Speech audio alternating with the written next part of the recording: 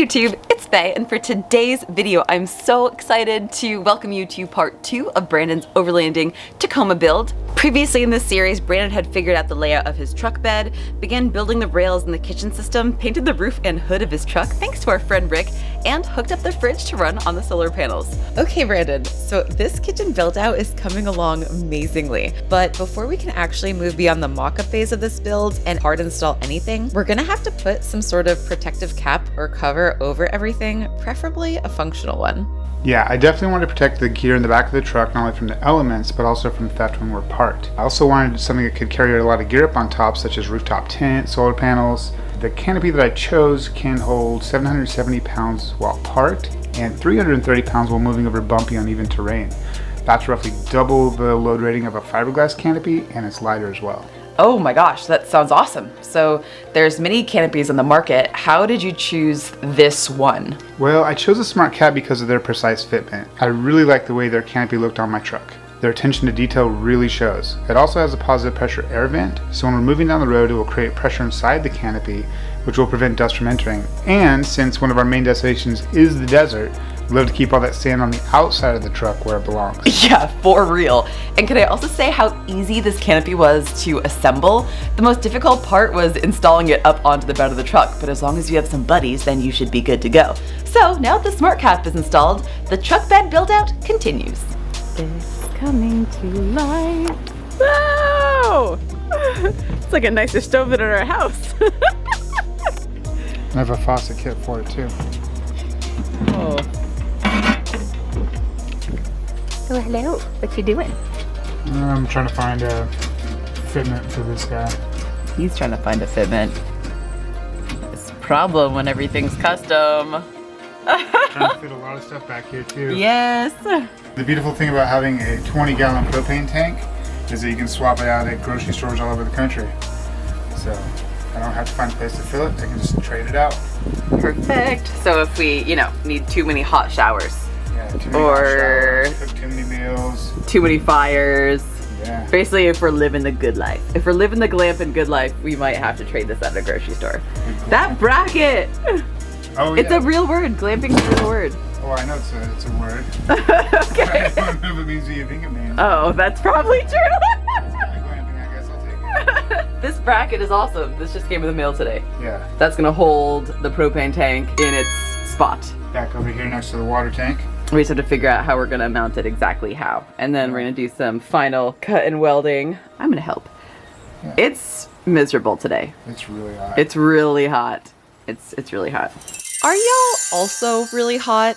Well, maybe we can help. You still have one more week to win a 12-inch Jan fan. Click the link below to be one of our 4 lucky winners. And thank you so much to Hunter Industrial Fan for sponsoring this video. How long have we been going at this build now?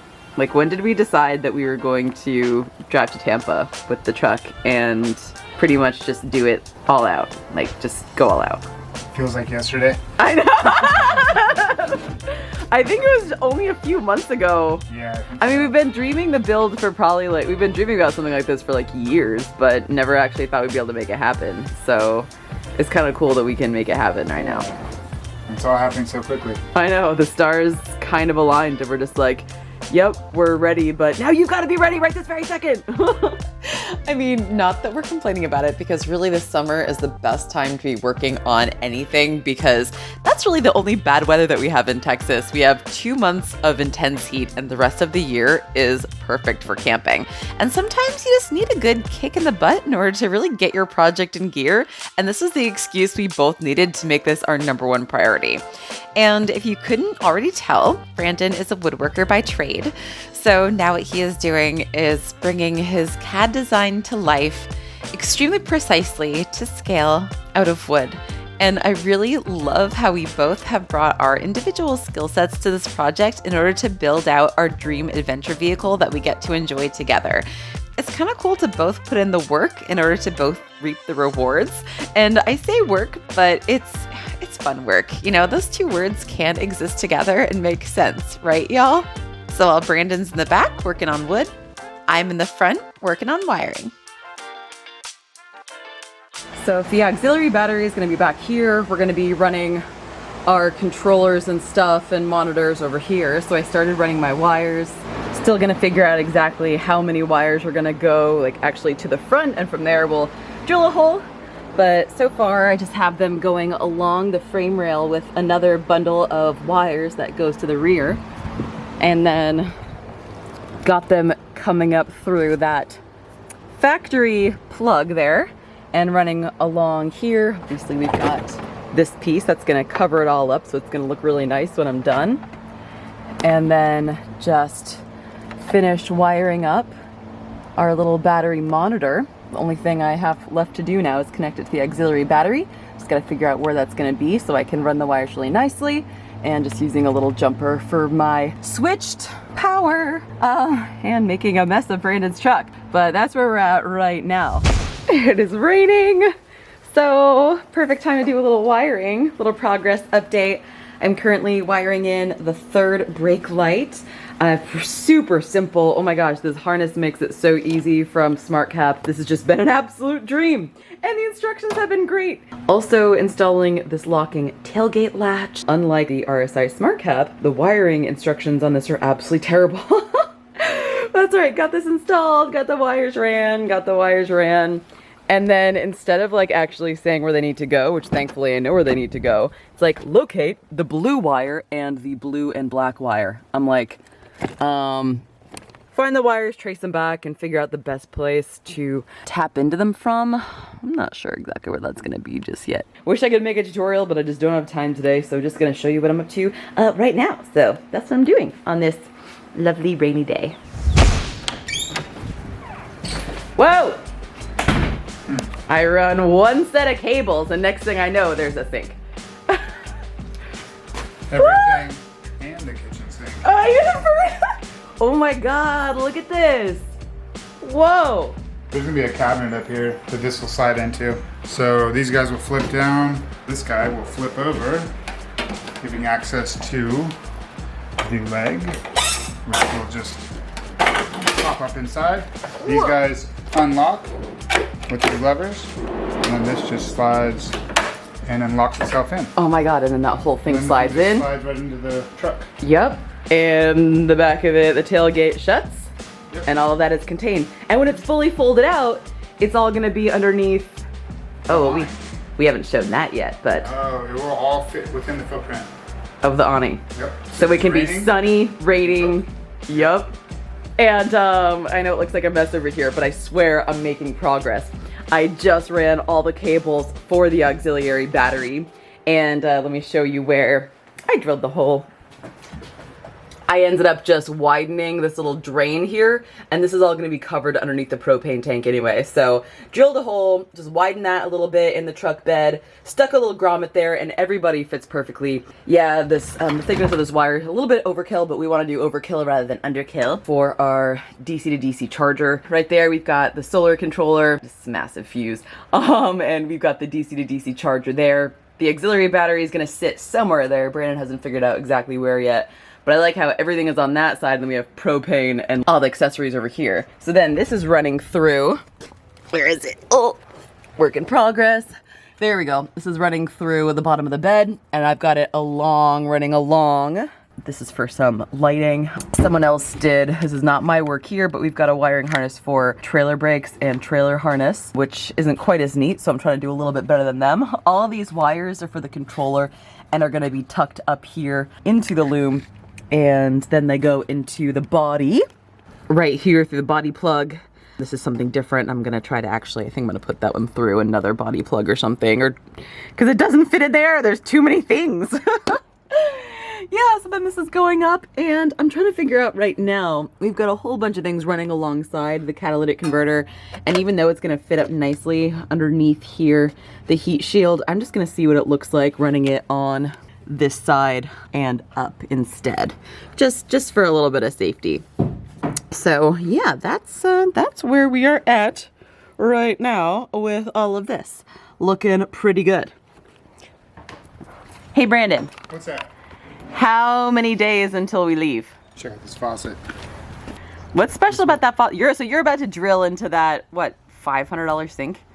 Well, luckily I found it on eBay used, but Oh, you did? something close to that. eBay? Yeah. We'll take Yeah. eBay. Yep. I am. Yeah. And if it doesn't work, I'll blame it on you. Oh, crap. So Brandon's gonna drill a hole into that. This sink is actually kind of cool because the whole faucet thing, the faucet goes into the sink, and they're the same manufacturer, right? They're both Dometic products. Yeah. Mm-hmm. So they're meant to go together even though there's no hole for it. And then the faucet actually folds down, right? So it'll tuck so the door in. will still close down, and everything will fold back up and slide in. Yeah. That's pretty sick. That's pretty sick. I'm not. Okay. I'll give you credit. So what are we? 18 hours and counting, or 19 hours? Shit. That's so How soon. long until we go? It's So not 24 hours anymore.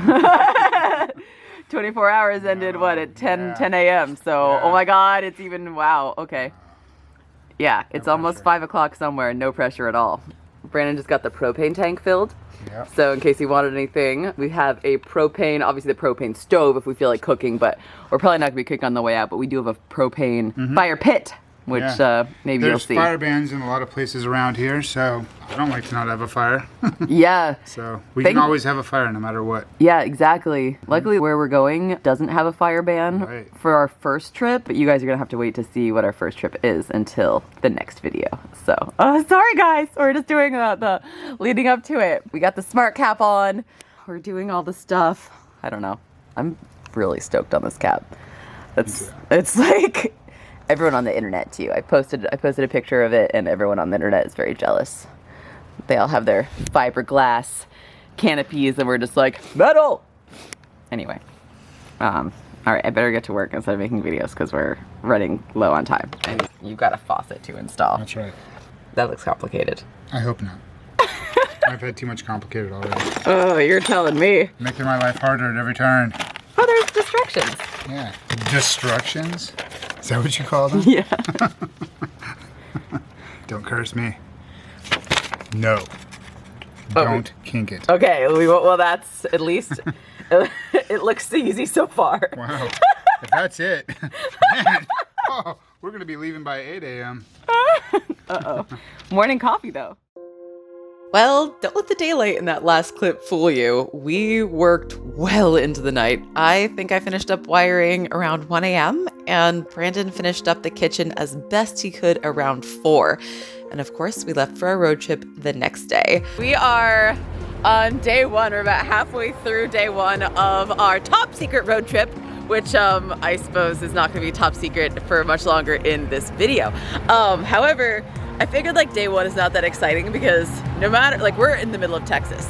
So no matter where you go in Texas, even if it's to like the other side of the country, either side of the country, you're going to spend the first day in Texas. So surprise, we are still in Texas. Where in Texas are we, darling? I have no idea. We don't know. Houston. Yeah, we're past Houston. We're in the flat part. We're in the flat part of Texas. The flat.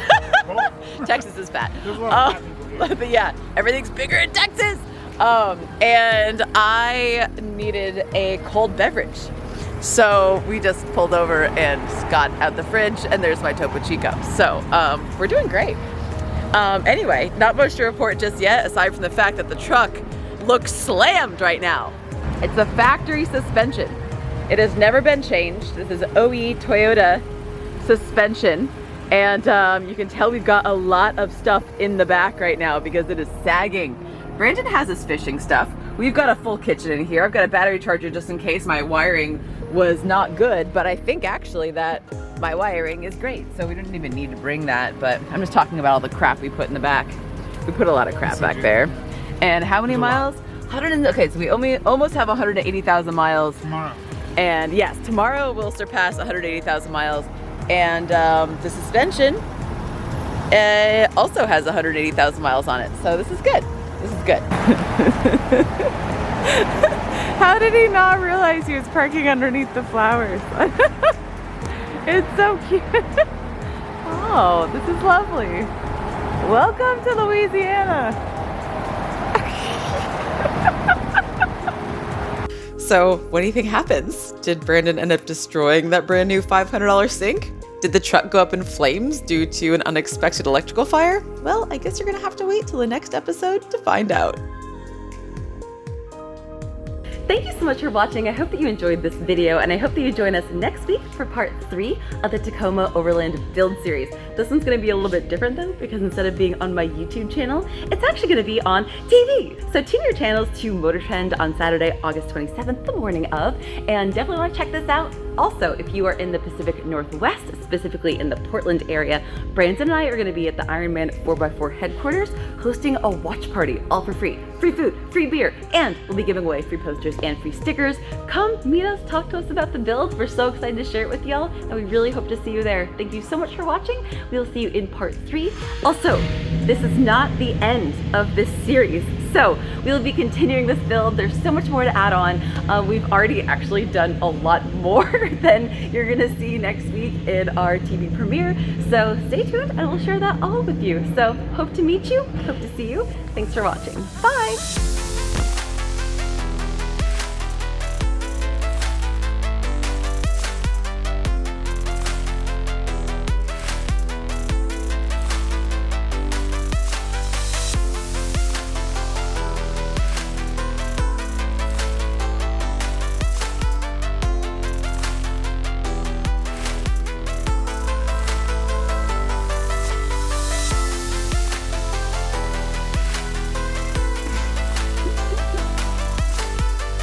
Uh-oh, someone else saw.